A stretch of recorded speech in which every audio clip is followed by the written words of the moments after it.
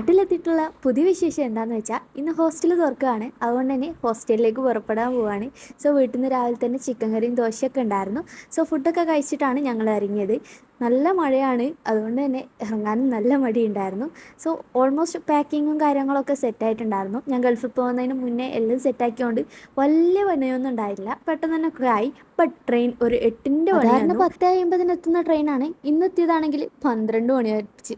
എന്ത് ചെയ്യാനാ, ഇവിടെ ഒരാൾ കയറിയപ്പം തൊട്ട് തുടങ്ങി ഗെയിമിംഗ് ആണ് കേട്ടോ. ഉമ്മാൻ്റെതായ ലോകത്ത് അങ്ങനെ ഗെയിമിൽ മുഴുകിയിരിക്കുകയാണ്. ഗൾഫിൽ നിന്ന് വന്നിട്ട് നാട്ടിൽ ശരിക്കും നിൽക്കാൻ പോലും പറ്റിയില്ല. അപ്പോഴത്തേക്ക് തന്നെ ഹോസ്റ്റൽ തുറന്നു. ഞാനാണെങ്കിൽ പെരുന്നാളൊക്കെ കഴിഞ്ഞ് മെല്ലെ തുറക്കുന്നൊക്കെയാണ് വിചാരിച്ചത്. ബട്ട് കോളേജ് നേരത്തെ തുറന്നു. അതുകൊണ്ട് തന്നെ പഴയ പോലെ കോളേജൊക്കെ കാണുമ്പോൾ വലിയൊരു ഇതില്ലെങ്കിലും ഒരു ഓക്കെ ഫീലായിരുന്നു. അങ്ങനെ ഹോസ്റ്റലിലെത്തിയിട്ട് പിന്നെ നേരെ സാധനങ്ങൾ വാങ്ങാൻ പോയി. എത്ര മുന്നേ നമ്മൾ പാക്ക് ചെയ്താലും അവസാന കാലത്തുമ്പോൾ എന്തെങ്കിലുമൊക്കെ സാധനങ്ങൾ മറന്നിട്ടുണ്ടാവും. അങ്ങനെ സാധനങ്ങളൊക്കെ വാങ്ങി. അപ്പോഴത്തേക്കും ശ്രീധിനി വന്നിട്ടുണ്ടായിരുന്നു. ഞങ്ങളൊരു ചായയൊക്കെ കുടിച്ചു. അങ്ങനെ ചായയൊക്കെ കുടിച്ച് കഴിഞ്ഞിട്ട് ബാക്കിയുള്ള ഷോപ്പിങ്ങൊക്കെ തുടർന്നു. എല്ലാ ഷോപ്പിങ്ങും കഴിഞ്ഞപ്പോഴാണ് കപ്പ് വാങ്ങിയിട്ടില്ല എന്നുള്ള കാര്യം ഓർമ്മ വന്നത്.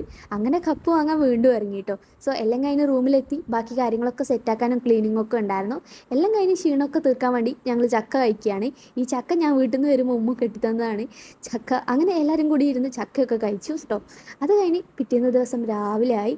ഈ വൻ തിരക്കിട്ട് പോകുന്നത് എന്താണെന്ന് വെച്ചാൽ ഫസ്റ്റ് ഡേ ആണല്ലോ, അതുകൊണ്ട് നേരത്തെ എത്തണം എന്ന് വിചാരിച്ചു. അതുകൊണ്ട് തന്നെ 9 മണിക്ക് ക്ലാസ്സിൽ നമ്മളൊരു 9:05 ആകുമ്പോൾ റൂമിൽ നിന്ന് കീഞ്ഞതാണ്. അതാണ് ഇത്ര വെപ്രാളമായിട്ടൊന്ന് പായുന്നത്. ഞങ്ങൾ മാത്രമല്ല, എല്ലാ ടീംസും പുറത്തുണ്ടായിരുന്നു. അങ്ങനെ ഡോറൊക്കെ മുട്ടി സാറിനെ കൊണ്ട് വാതിലൊക്കെ തുറപ്പിച്ചു കേട്ടോ.